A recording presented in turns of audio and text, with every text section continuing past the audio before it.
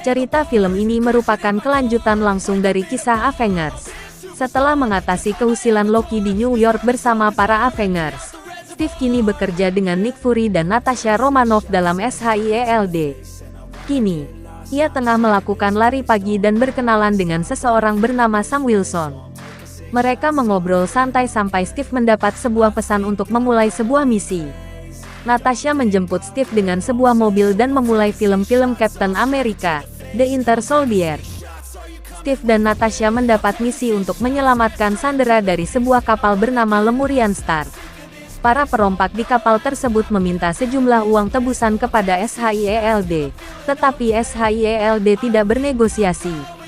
Setelah melakukan pengamatan dan menyusun rencana bersama tim kontrateror milik SHIELD yang disebut Team Strike, mereka pun memulai aksi penyelamatan tersebut. Melakukan gaya lamanya, yaitu terjun tanpa parasut, Steve menyusup ke geladak kapal dan melumpuhkan anggota perompak satu demi satu. Ia mendapati Natasha dan pemimpin Team Strike yang bernama Brock Rumlow dan langsung membagi tugas. Rumlow dan Team Strike akan mengamankan dan mengevakuasi para sandera. Natasha akan melakukan sesuatu dengan mesin kapal. Sementara itu, Steve akan langsung menghadapi Gorgeous Batroc. Ternyata, Natasha tengah melakukan misi lain atas tugas dari Fury sehingga ia terlambat saat harus berkumpul kembali. Steve meladeni tantangan Batroc dan melawannya tanpa memakai tameng. Ia berhasil membuat Batroc pingsan dengan mudah dan segera menyusul Natasha yang tengah memindahkan data dari komputer kapal ke dalam sebuah flash drive. Batroc yang telah sadar melemparkan granat ke arah mereka berdua sebelum melarikan diri. Untungnya, Steve dan Nat saling melindungi dengan cekatan dan kompak sehingga keduanya pun selamat.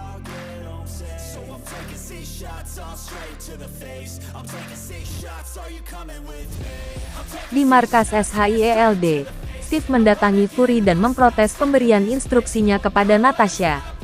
Ia berpendapat bahwa hal itu membuat Nat melakukan tindakan yang membahayakan misi. Namun, Fury menyangkal dan merasa tidak melakukan kesalahan. Ia bahkan mengajak Steve ke fasilitas rahasia milik SHIELD dan menunjukkan proyek yang bernama Insight.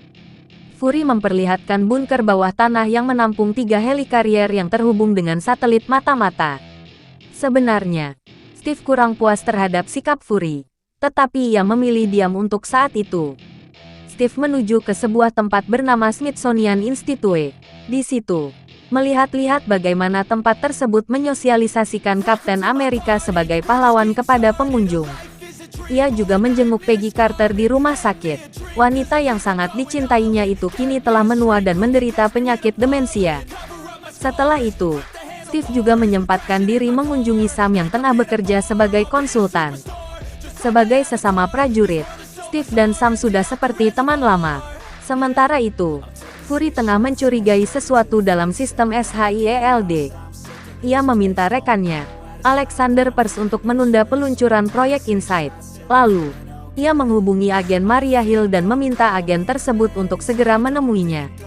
Akan tetapi, beberapa mobil polisi tiba-tiba menyerang Fury di sebuah persimpangan. Meski kewalahan, Fury berhasil kabur dan mengatasi semua penyerangnya. Namun, seseorang misterius memakai topeng tiba-tiba membuat mobilnya meledak dan terbalik. Ketika orang itu mendekati mobil, Fury telah berhasil kabur.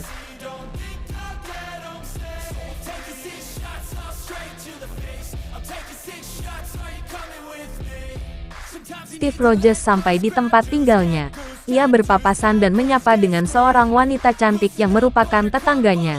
Mereka terlihat berbasa-basi sejenak sampai Steve menemukan ada yang menyusup ke dalam apartemennya.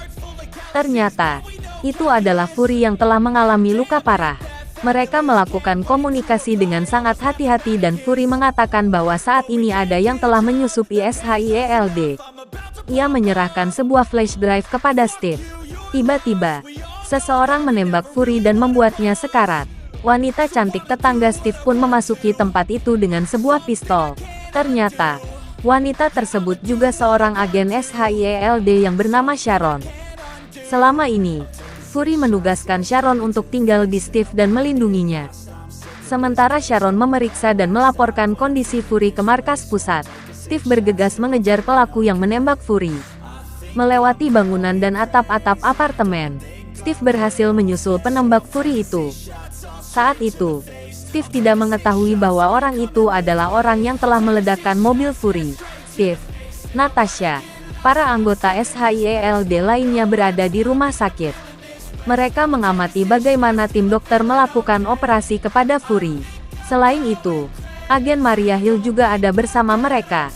Sayangnya, Fury meninggal dalam operasi tersebut. Natasha menanyakan bagaimana bisa Fury berada di tempatnya Steve.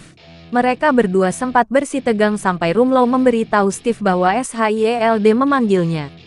Sebelum pergi ke markas SHIELD, Steve menyimpan flash drive pemberian Fury ke dalam mesin penjual snack otomatis.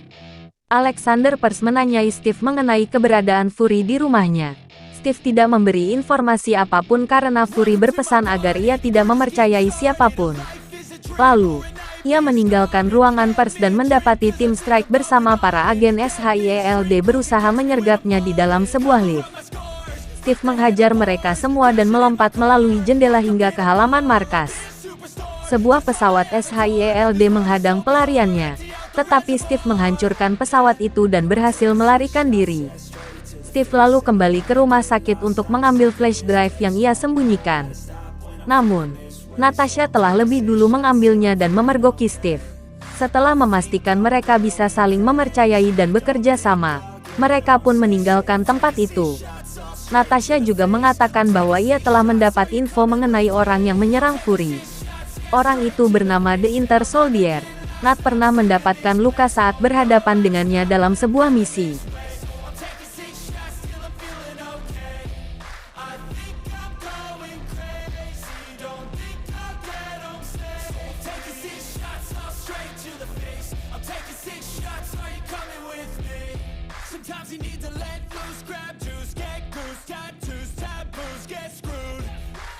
Nat dan Steve menggunakan fasilitas di sebuah pusat perbelanjaan untuk mengetahui isi flash drive itu. Informasi di dalamnya menunjuk pada sebuah tempat di New Jersey. Ternyata, tim Strike telah berada di tempat itu dan mencari keberadaan mereka. Nat bahkan meminta Steve untuk menciumnya agar Rumlow tidak memergoki mereka. Lalu, Steve mencuri sebuah mobil dan membawa mereka menuju New Jersey. Di New Jersey, mereka menemukan fasilitas pelatihan militer tempat Steve pernah berlatih. Mereka juga menemukan sebuah tempat rahasia dan mengaktifkan sebuah teknologi jadul menggunakan flash drive tersebut. Ternyata, teknologi mirip AI tersebut adalah kesadaran Dr. Arnim Zola, ilmuwan Hydra yang bekerja sama dengan SHIELD. Dr. Zola adalah cikal bakal bagaimana Hydra bisa menyusupi SHIELD dan berkembang di dalamnya. Nat dan Steve berhasil selamat dari serangan rudal basilis milik SHIELD yang meruntuhkan tempat tersebut. Mereka menemui Sam Wilson karena tidak ada tempat lain yang bisa mereka tuju. Steve dan Nat pun terpaksa memberitahu Sam tentang masalah yang mereka alami. Lalu, Sam menunjukkan resumenya sebagai prajurit pengguna sayap mekanik dan menawarkan diri untuk membantu mereka. Disinilah kita bertemu dengan karakter Falcon untuk pertama kali, yaitu Sam Wilson. Di sisi lain, kita akan melihat bahwa Alexander Pierce adalah orang yang memanfaatkan The Inter Soldier. Ia memerintahkan prajurit tersebut untuk membunuh Steve, Natasha dan semua orang yang menghambat atau menghalangi misinya. Sementara itu, dengan bantuan Falcon, Steve dan Nat berhasil menangkap Jasper Sitwell yang merupakan anggota Hydra. Sitwell membeberkan informasi mengenai Hydra yang akan memanfaatkan proyek Insight sebagai senjata untuk memusnahkan siapa saja yang berpotensi menjadi ancaman mereka. Dalam perjalanan membawa Sitwell, The Inter Soldier menyergap mereka dan menghabisi Sitwell. Selain itu, para anggota Hydra juga berusaha membunuh mereka. Sementara Falcon mengatasi para anggota Hydra, Steve menyelamatkan Nat yang terluka dan mengambil alih pertarungan melawan The Inter Soldier. Lalu, Steve tanpa sengaja melepas penutup wajah The Inter Soldier dan mendapati sosok Bucky Barnes sahabatnya. Hal itu membuat Steve shock sehingga Rumlow dan para agen lainnya pun menangkap mereka.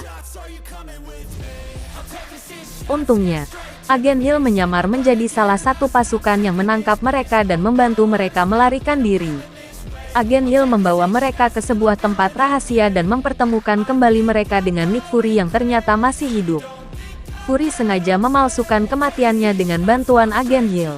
Dengan demikian, Hydra akan berhenti memburunya sehingga ia bisa leluasa menjalankan rencana untuk menghentikan Hydra. Setelah berdebat dan berdiskusi, Fury mempercayakan Steve untuk memimpin sebuah misi menghentikan peluncuran helikarrier proyek Insight.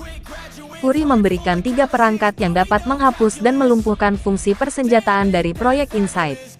Maka, menggunakan kostum lamanya dari Smithsonian, Kapten Amerika, Falcon, dan agen Hill menyusup ke markas SHIELD. Sementara itu, Pers telah mengundang para petinggi Dewan Keamanan Dunia untuk memulai proses peluncuran proyek Insight. Sebelumnya, SHIELD telah mengumumkan Kapten Amerika sebagai pembunuh Nick Fury dan menganggapnya sebagai pengkhianat. Namun, Steve menyiarkan bagaimana Hydra telah menyusupi SHIELD dan meminta para agen SHIELD yang sesungguhnya bangkit dan berjuang bersamanya. Agen Sharon Carter dan lainnya menerima siaran tersebut sebagai Captains Already dan mulai memberontak.